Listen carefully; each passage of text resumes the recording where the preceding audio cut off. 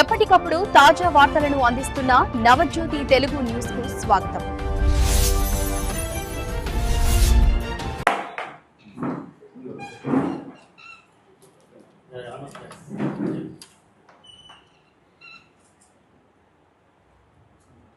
Okay, అందరికీ good evening అండి.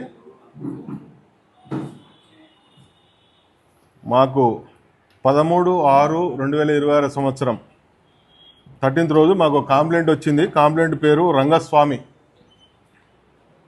ఆయన 33 years. ఈయన ఉండేది ఎక్కడంటే ఈడెన్ గార్డెన్స్ చిరేలా విలేజ్లో ఉంటాడు. ఈయన క్యాబ్ డ్రైవర్గా పనిచేస్తాడు. ఇతని కుమారుడు మాస్టర్ రంగా హరికృష్ణ, అబౌట్ ఒక 2 years ఉంటాయి. ఇతడు అనుమానాస్పద స్థితిలో మరణించిండు.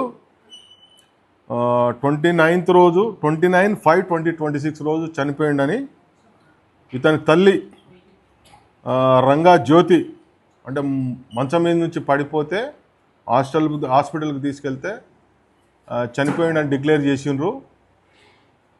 ఆ పిల్లోని మేము మా సొంత గ్రామం అయిన తీగుల్ గ్రామము, జగదేవ్పూర్ మండల్, సిద్దిపేట జిల్లాలో పూడ్చిపెట్టినాము. అతని మరణంలో మాకు అనుమానం ఉందని కంప్లైంట్ ఇచ్చిండు అనమాట. ఎవరి మీద? సొంత భార్య మీద. చనిపోయిన బాబు ఉన్నాడు కదా, తల్లి మీద. ఆ బాబు తల్లి మీదనే సొంత భార్య మీద ఇచ్చిండు అనమాట.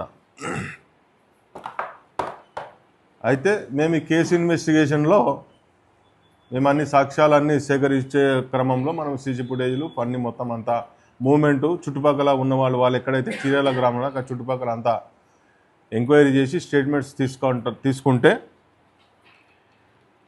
ఇతని భార్య రంగా జ్యోతికి మరియు మొగిళ్ళ నవీన్ అనే వీళ్ళిద్దరికీ స్కూల్ ఏజ్ నుంచే వీళ్ళకు లవ్ మరియు అక్రమ సంబంధం ఉంది. మ్యారేజ్ తర్వాత కూడా అక్రమ సంబంధం కంటిన్యూ అయింది.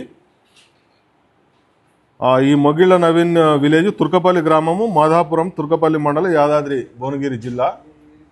వీళ్ళిద్దరికీ అక్రమ సంబంధం ఉంది. అక్రమ సంబంధం మోటివ్ ఏంటంటే ఈ కేసులో వీళ్ళ అక్రమ సంబంధానికి పిల్లోడు అడ్డం ఉన్నాడని చెప్పేసి అతన్ని కొట్టి మరియు గొంతు నులిమి చంపినట్లు మా విచారణలో తేలింది. తర్వాత మొన్న 19/6/2026 సంవత్సరంలో ఈ తీగులు గ్రామం వెళ్ళి వాళ్ళ పొలంలో పూర్తి చేసిన ఈ అబ్బాయి డిసీజ్డ్ అంటే చనిపోయిన ఈ బాబు ఉన్నాడు కదా, రంగా హరికృష్ణ, ఇతని తీసి ఎంఆర్ఓ మరియు టీమ్ ఆఫ్ డాక్టర్స్ సమక్షంలో పోస్ట్మార్టం నిర్వహించి తర్వాత మళ్ళీ డెడ్ బాడీ వాళ్ళకి అప్పగించడం జరిగింది.